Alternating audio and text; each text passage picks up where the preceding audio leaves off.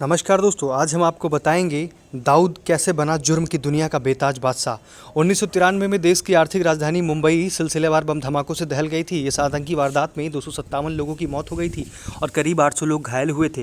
इन धमाकों की धमक आज भी भारतीयों के जहन में है, कायम है, जिसका मास्टरमाइंड था भारत का दुश्मन नंबर 1 दाऊद इब्राहिम।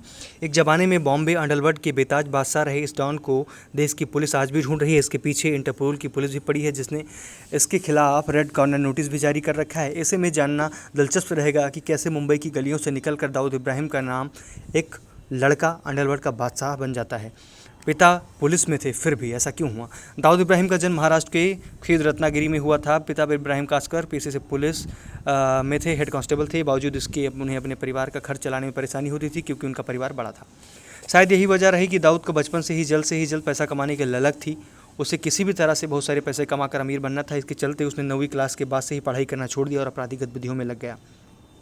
दाऊद ने अपनी क्रिमिनल लाइफ की शुरुआत एक बिजनेसमैन को लूटकर की। इसके लिए उसे जेल भी जाना पड़ा। जब उसके पिता को इस बात का पता चला तो उन्होंने उसे घर से निकाल दिया। घर से बेघर होने के बाद दाऊद ने मुंबई के तब के अंडरवर्ल्ड डॉन करीम लाला की गैंग ज्वाइन कर ली। करीम से आपराधिक दुनिया के सारे पैतरे सीखने के बाद दाऊद ने अपनी राह अलग कर ली। अब वह अपने भाई साबिर के साथ अपना एक अलग गैंग चलाने लगा था। 1980 में बनाई डी कंपनी। 80 के दशक में हाजी मस्तान और करीम लाला जैसे डांस का राज था। इसके बाद दाऊद तेज़ी से ऊपर उठा और उसने धीरे धीरे इन दोनों को किनारे पर कर दिया, इन दोनों डॉन्स को किनारे कर दिया। साथियों के साथ निकलकर एक अलग गैंग बनाई। मीडिया ने इसे नाम दिया डी कंपनी। ये कंपनी हफ्ता वसूली, सट्टे बाजार, कॉन्ट्रैक्ट किलिंग, हथियार, ड्रग तस्करी जैसे तमाम आपराधिक गतिविधियों को अंजाम देती थी। अब दाऊद पुलिस की नज़रों में चढ़ चुका था। धमकी देकर फिरौती वसूलने के लिए कई केस दर्ज हो चुके थे।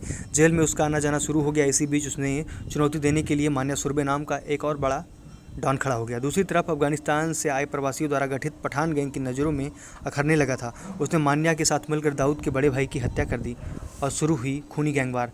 दाऊद बदले की आग में झुलस रहा था। उसे किसी भी कीमत पर अपने भाई की मौत का बदला चाहिए था। इसी के चलते मुंबई में खूनी गैंगवार शुरू हो गई।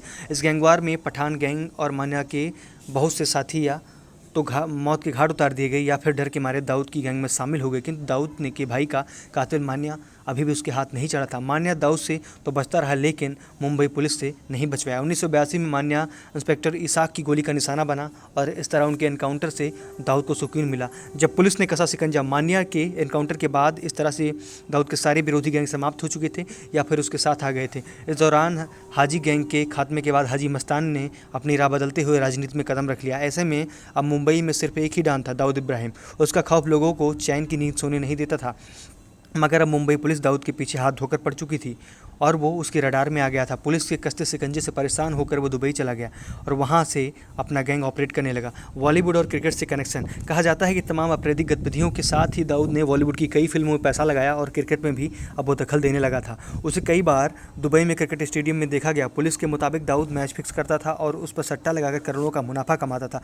इसके साथ साथ उसका नाम हवाला या मनी लॉन्ड्रिंग में भी शामिल हो रहा था, जहाँ काले धन का आदान प्रदान किया जाता है। पाकिस्तान में छिपा बैठा था। वर्ष 1993 में मुंबई बम ब्लास्ट कराकर उसने अपने पैरों पर कुल्हाड़ी मार ली। अब भारत ही नहीं, पूरी दुनिया की पुलिस उसके पीछे ही थी। इनसे बचने के लिए उसने पाकिस्तान में पनाह ली। बताया जाता है कि वो कराची में पाक खुफिया एजेंसी ISI की निगरानी में कहीं छुप कर बैठा है। इस बीच कई बार उसकी मौत की खबर भी आई, लेकिन दाऊद मर चुका है या फिर जिंदा है, इसकी कोई पुष्टि नहीं की जा सकती। दाऊद इब्राहिम का खास आदमियों में से एक छोटा शकील इन अफवाहों को बेबुनियाद बताता रहा। शकील का कहना है कि भाई बिल्कुल सही सलामत है। बन चुकी हैं कई फिल्में। दाऊद की कहानी देखने में बहुत ही फिल्मी लगती है। यही वजह है कि उसकी पर्सनल लाइफ पर बॉलीवुड में कई फिल्में बन चुकी हैं। Film shoot out at Wadala में डायरेक्टर संजय गुप्ता ने असली नामों के साथ दाऊद और उसके भाई साबिर को पर्दे पर उतारा था। इसके अलावा मिलन लूथरिया ने अपनी film once upon a time in Mumbai के जरिए दाऊद के लाइफ को दिखाने की कोशिश की थी। उन्होंने इसमें उसके डॉन बनने और उसकी लव लाइफ की कहानी दिखाई थी। कहा जाता है कि बी टाउन की बहुत सी एक्ट्रेस के साथ उसके संबंध थे। इनमें राम तेरी गंगा मैली फेम मंदाकिनी का नाम भी शामिल है। किसी ज़माने में दाऊद की प्रेमिका रही मंदाकिनी को कई बार उसके साथ दुबई में देखा गया था। मीडिया रिपोर्ट्स के अनुसार उसका खास आदमी छोटा शकील उसके पैसे कई बॉलीवुड फिल्मों में लगाता रहा। कहा जाता है कि सलमान खान की फिल्म चोरी चोरी चुपके चुपके में दाऊद का ही पैसा लगा था। इंटरनेशनल मैगजीन फोर्ब्स ने 2011 में दुनिया की मोस्ट वांटेड टॉप 10 अपराधियों की लिस्ट जारी की थी। इसमें वो नंबर 1 पर था। बावजूद इसके वह भारतीय पुलिस और इंटरपोल दोनों की गिरफ्त से बाहर है और रह रहकर उसका नाम किसी न किसी रूप में सुनाई दे जाता है, क्योंकि सही ही कहा गया है, how Dawood Ibrahim became on Hindi story से जुड़ने के लिए तमाम चैनल को हमारे सब्सक्राइब करिए। कहा यह जाता है कि दाऊद इब्राहिम की तमाम कहानियां हैं, उड़ती उड़ती खबरें आती रहती हैं, दाऊद जिंदा है या मर गया, अभी तक किसी को सही जानकारी अभी तक भी नहीं है कि यह दाऊद है या मर गया। लेकिन उसके गुर्गे बताते रहते हैं समय समय पर कि दाऊद अभी भी जिंदा है, भाईजान एकदम सही सलामत हैं। लेकिन ऐसी तमाम हिस्टोरिक खबरों जानकारियों के लिए, जुड़ी हुई लेटेस्ट अपडेट के लिए आप हमारे चैनल को सब्सक्राइब करिए, वीडियो को लाइक करिए, शेयर करिए दोस्तों के साथ। Thank you for watching. Bye bye, take care. Thank you, धन्यवाद, जय हिंद।